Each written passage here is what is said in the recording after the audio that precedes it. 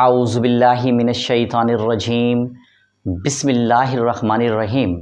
Assalamu alaikum to all my dear students and the dear viewers. Today we shall discuss about the educational philosophy essentialism. The proponent and the father of the essentialism is the William Bagley. This philosophy starts in 1930 and the 1940. ये actually reaction है, ये philosophy जो कि child centred approach और ख़ास तौर पर जो प्रोग्रेसिविज़म हमने गुज़िश्ता फ़िलासफ़ी पढ़ी है उसका ये एक रिएक्शन है। चूँकि इसका जो फ़िलासफ़ी का मकसद ये था कि हमारे जो बच्चे हैं वो बेराहवरी का शिकार हो रहे थे। इस आड़ में बच्चों को आज़ादी की आड़ में, और जो पीछे हमने एक और फ़िलासफ़ी पढ़ी है, ठीक है, एग्जिस्टेंशलिज़्म, ये दोनों ही फ़िलासफ़ी जो हैं वो बहुत ज़्यादा हमें जो है आज़ादी की तरफ लेके चली गई थी। और इस आज़ादी की आड़ में लोगों ने अपने ही मानी निकाल दिए और अपने ही कई बहुत सारी चीज़ें ऐसे करने पे मजबूर हो गए जिसका कोई ताल्लुक़ ज़िंदगी के साथ इतना नहीं था। जो असल हकीकत है इंसान जो है वो उससे दूर होता चला जा रहा था, और जो चीज़ें सीखनी चाहिए थी उससे दूर होता चला जा रहा था। तो बहुत सारे फ़िलासफ़र ने सोचा, और ख़ास तौर पर विलियम बैगले ने इसके ऊपर बड़ा वर्क किया कि हमें दोबारा से ज़रूरत है ये देखने की कि हमें अब दोबारा से जो बेसिकली चीज़ें हैं, जो कोर नॉलेज हैं, कोर स्किल्स हैं, जो हमारी बहुत ही ज़रूरत की चीज़ें हैं, वो हम जो नहीं छोड़ सकते किसी भी सूरत में, वो सीखना अज़हद ज़रूरी हैं। जो नई नस्ल है वो उससे दूर होती चली जा रही है। इस लिहाज से इस फ़िलासफ़ी का आगाज़ किया विलियम बैगले ने 1930 में।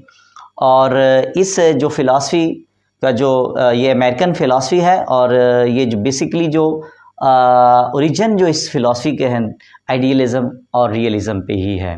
जो हमें पहले से जो फ़िलासफ़ीज़ पढ़ी हैं आइडियलिज़म और रियलिज़म, तो वहीं से फिर दोबारा से ये बैक टू बेसिक है। उसी फ़िलासफ़ी को मद्देनज़र रखते हुए ये एक फ़िलासफ़ी जो है एसेंशियलिज़म है। लेकिन एसेंशियलिज़म में और जो गुज़िश्ता आइडियलिज़म और रियलिज़म में बड़ा फ़र्क है। बेस वही है, लेकिन इसमें ज़रा फ़र्क है। चूँकि जो पीछे वाली जो फ़िलासफ़ीज़ हैं, आइडियलिज़म सिर्फ वो आइडियाज़ को ही मानते हैं, ठीक है। एसेंशियलिज़म वाले आइडियाज़ के अलावा रियलिज़म को भी मानते हैं। और इसके अलावा जो मॉडर्न एसेंशियलिज़म वाले मॉडर्न को भी मानते हैं, मॉडर्निज़म को भी मानते हैं। जो चीज़ें हमें ज़रूरत है, इसमें कोई ऐसा नहीं है कि ये बिल्कुल जी बैक टू बेसिक का मतलब हरगिज़ ये भी नहीं है कि ये फ़िलासफ़ी जो है सिर्फ़ और सिर्फ जो ट्रेडिशन है। असल में गौर से देखा जाए, बहुत सारे फ़िलासफ़र बेशक अगरचे इसका बहुत सारा हमें मवाद जो है या हमें बेस तो वहीं से प्रोवाइड हो रही है, ट्रेडिशन से या बेस से, लेकिन इसका हरगिज़ मकसद बिल्कुल ये नहीं है कि ये जो है वो एसेंशियलिज़म जो है वो फ़िलासफ़ी जो है वो बहुत ही क़दामत परस्त है, कंज़र्वेटिव है, डज़न्ट मीन। क्योंकि ये फ़िलासफ़ी जो है वो ख़ास तौर पर हमें लेकर जाती है जो हकीकत है, जो हमें सही सीखनी चाहिए, कोर स्किल्स हैं, वो कोर नॉलेज हैं, वो चीज़ें सीखनी चाहिए। वो नॉलेज या कोर स्किल्स हमें बाज़ औक़ात मॉडर्न की तरफ भी लेके जाती हैं, हमें कंप्यूटर टेक्नोलॉजी की तरफ भी लेके जाती हैं। तो इस लिहाज से हम इसको फ़िलासफ़ी को इससे ज़रा मुमताज़ भी समझते हैं। तो इस फ़िलासफ़ी में जो ट्रेडिशनल बेसिक सब्जेक्ट्स की तरफ ये लेके जाती है, बेसिक इम्पोर्टेंट कोर स्किल्स की तरफ ये फ़िलासफ़ी का फ़ोकस है। कल्चर वैल्यूज़ फॉर सर्वाइवल, क्योंकि हम लोग जो हैं वो अपने कल्चर्स को भूल जाते हैं बाज़ औक़ात मॉडर्निज़म के पीछे। तो ये फ़िलासफ़ी जो ख़ास तौर पर हमें उस कल्चर को जिसमें हम रह रहे हैं, हमारी जो रवायात हैं, इक़दार हैं, उसको सीखने की अज़द ज़रूरत है।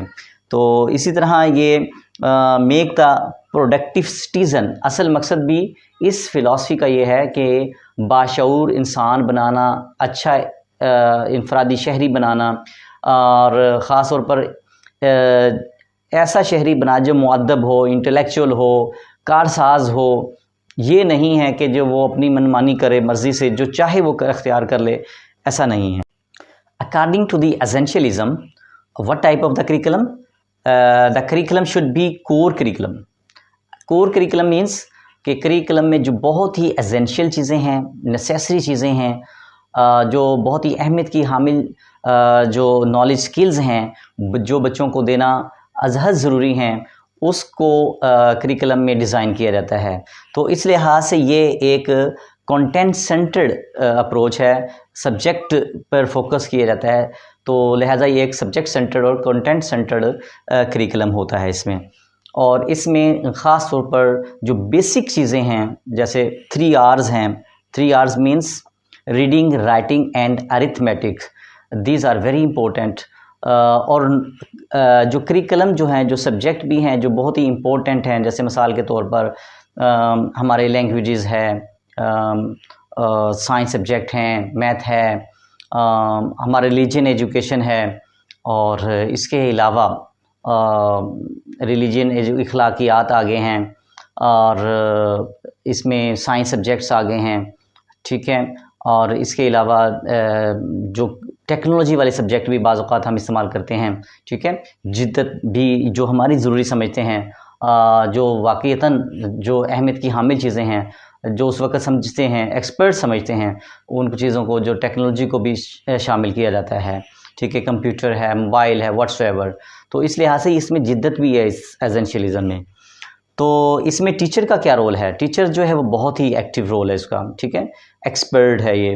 टीचर को समझाया जाता है कि ये आल इन आल है, वो तमाम नॉलेज पे ग्रिप रखता है, वो तमाम चीज़ों को करने में पूरा अख्तियार रखता है। तो ये एक टीचर सेंटर्ड अप्रोच भी है। तो इसमें जो है वो एक टीचर का रोल जो है वो अथॉरिटेटिव है।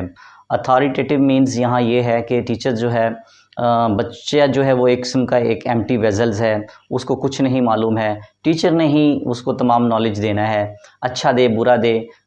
जो स्टूडेंट्स पे ऑब्जेक्शन नहीं करता यहाँ। स्टूडेंट का यही ख्याल है कि हमें मुअद्दब रहना चाहिए, अदब से पेश आना चाहिए, और जो टीचर बता रहा है वो आली नाल है और हमें इसी तरह अमल करना चाहिए।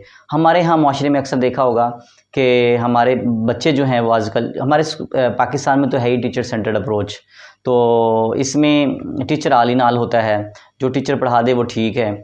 और अक्सर बच्चे, हमने देखा होगा कि जो काम करके आते हैं, जो टीचर ने पढ़ाया है उसको वो बिल्कुल हकीकत मानते हैं और वो सच मानते हैं, बेशक वो टीचर ने बेशक गलत भी पढ़ा दिया हो, जो टीचर ने पढ़ा दिया बच्चा उसको कॉपी करता है और उसी को सब कुछ समझता है। तो इस लिहाज से ये किसी लिहाज से ठीक भी है, लेकिन यहाँ बड़ी ज़िम्मेदारी है टीचर की। टीचर को बहुत ही अहम किरदार अदा करना पड़ता है। टीचर अगर जो कुछ पढ़ा देगा बच्चे ने उसी को कॉपी कर लेना है, तो इट मीन्स ये अजम्पशन की जाती है टीचर बहुत एक्सपर्ट है, तमाम नॉलेज जानता है, स्किल्सफुल है, तो टीचर जो है वो उसको बहुत ही मोहतात होकर काम कराना पड़ता है।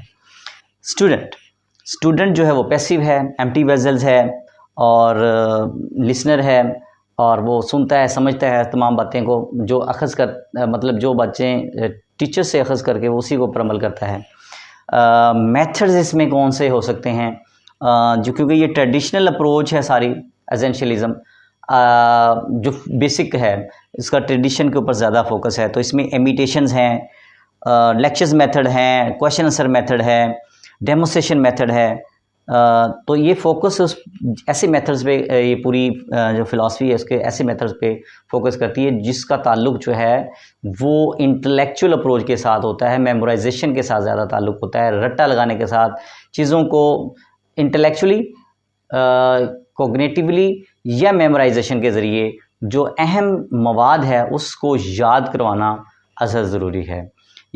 जी dear students and the dear viewers, हम साथ साथ जो है वो अब सिलसिला शुरू करने लगे हैं PPSC, FPSC, NTS के ज़रिए जो पेपर्स आपके होते हैं लेक्चर्स के, और जो हमारा जो सब्जेक्ट जो है वो एजुकेशन का है, एजुकेशन से रिलेटेड जो भी सीट्स आएंगी एजुकेटर्स की आएंगी उसके लिए भी भरपूर हम इंशाल्लाह तैयारी करवाएंगे। उसके लिए स्पेशल हम आपको नोट्स भी प्रोवाइड करेंगे, MCQs आपको प्रोवाइड करेंगे, और उसके लिए हम ये लेक्चर्स भी जो सब्जेक्टिव टाइप किस्म के हम लेक्चर्स हो रहे हैं आपको बड़े ही ये मुफीद साबित होंगे।